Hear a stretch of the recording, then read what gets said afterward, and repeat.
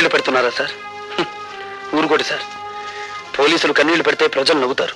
ఇదే శ్మశానంలో ఒకప్పుడు అన్యాయంగా చంపబడ్డ నా తల్లి శవానికి దాన సంస్కారాలు చేశాను.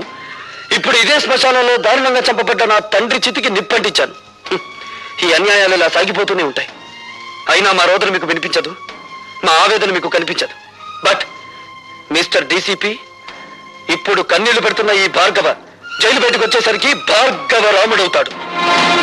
21 సార్లు క్షత్రియ సంహారం కోసం గొడ్డలిని వీరవిహారం చేయించిన పరశురాముడవుతాడు. నో మిస్టర్ భార్గవ, తల్లిని తండ్రిని పోగొట్టుకున్న నీ ఆవేదన నేను అర్థం చేసుకోగలను. కానీ ఆవేశంలో తీవ్రమైన నిర్ణయాలు తీసుకోవద్దు. నాకు నీతులు చెప్పద్దు. అన్యాయంగా బలైపోయిన వంశానికి వారసుని నేను. అన్యాయాలు నిస్సహాయంగా చూస్తూ నిలబడే రక్షక బట్టల వంశానికి మీరు వారసులు. నాది కష్టాల వంశం, మీది కాకి బట్టల వంశం. దయచేసి నన్ను ఓదార్చడానికి ప్రయత్నించకండి. భార్గవ్ కేసు ఏమైంది? ఏమిటి అంత ఇంట్రెస్ట్? ఒకసారి ఇంటికి పంపావు కదా. నువ్వేం తెప్పడక్కర్లేదు. నేను చిన్నప్పటి నుంచి పెంచాను కనుక నెలకు 10,000 రూపాయలు ఇస్తున్నాను. నాకు అవసరమైన వాళ్ళ దగ్గర నేను పంపిస్తాను.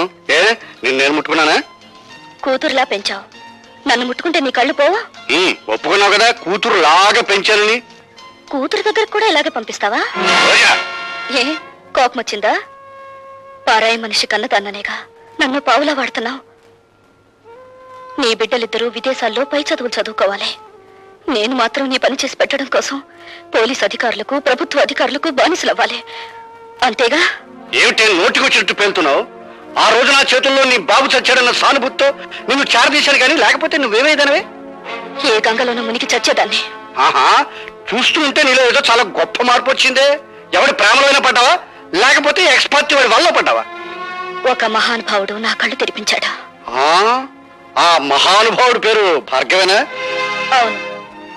అన్యాయంగా ఆ మనిషిని మీరు జైలు పాలు చేశారు. పిచ్చి పిచ్చి వేషాలు వేయకు. నా పేరేం రాజరాజ నరేంద్రుడు కాదు, సారంగధర చరిత్రను తిప్పి రాయించడానికి.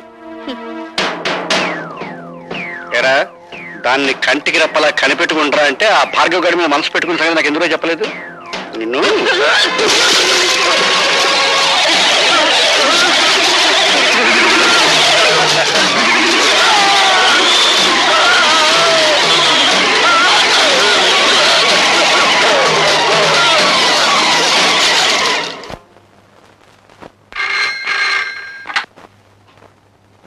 హలో, నేనమ్మా లత. ఏడు బాబాయ్? నీకు గుడ్ న్యూస్. భార్గవ ఈవేళ విడుదలవుతున్నాడు.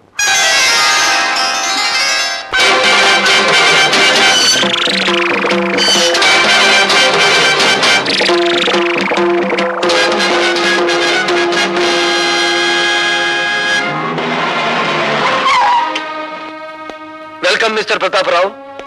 నాకు పుట్టినరోజు శుభాకాంక్షలు చెప్పడానికి వచ్చారా? పుట్టినరోజా?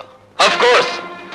జైలుకు వెళ్ళక ముందు ఈ రోజు నా పుట్టినరోజు కాదు, కానీ ఈ బంది కాలంలో నుంచి బయటపడ్డ ఈ భార్గవ్కు ఈ రోజే నిజమైన పుట్టినరోజు. మిస్టర్ భార్గవ, ఒక నిర్దోషి దోషిగా జైలు గోడల మధ్య శిక్ష అనుభవించి బయటకు వస్తే అతని మానసిక ప్రవృత్తి ఎలా ఉంటుందో ఒక పోలీస్ ఆఫీసర్ గా నేను ఊహించగలను. ప్రవృత్తిని ఊహించగలరేమో గాని ఈ రోజు నుంచి నా వృత్తిని మాత్రం మీరు ఊహించలేరు.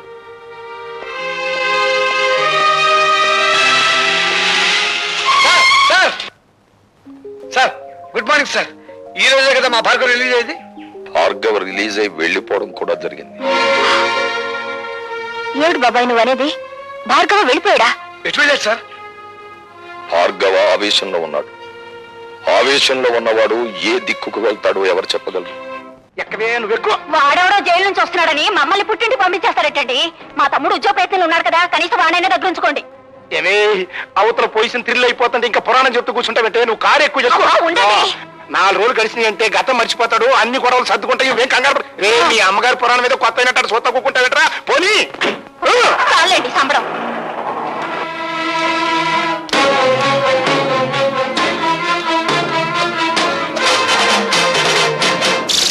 అందరినీ పంపించేశావా? పంపించేశాను. పిచ్చిగాడిదే, నిన్ను చంపితే సాక్ష్యం కూడా లేకుండా చేసుకున్నావు కదరా. నన్ను చెప్తావా? అమ్మో, ఎవడైనా ఎవరి నుంచైనా తప్పించుకోవచ్చు, కానీ ఈ భార్గవరాముడి చేతుల్లో నుంచి తప్పించుకోలేరురా. నేను నీ పాలిటి మృత్యుదేవత.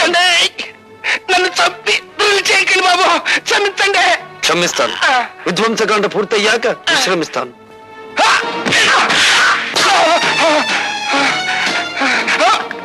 కదరా నీ దగ్గర లంచంగా తీసుకున్నానన్నావు? ఈవీసీఆర్ టీవీలే కదరా నాకు లంచంగా ఇచ్చానని చెప్పావు. ఈసారి కదరా నేను అవినీతితో తీసుకున్నానన్నావు.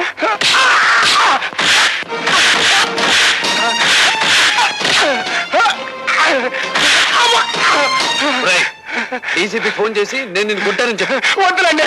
చెప్పింది చెయ్యి. ఆగండి బాబు. నేనేం కావాలి?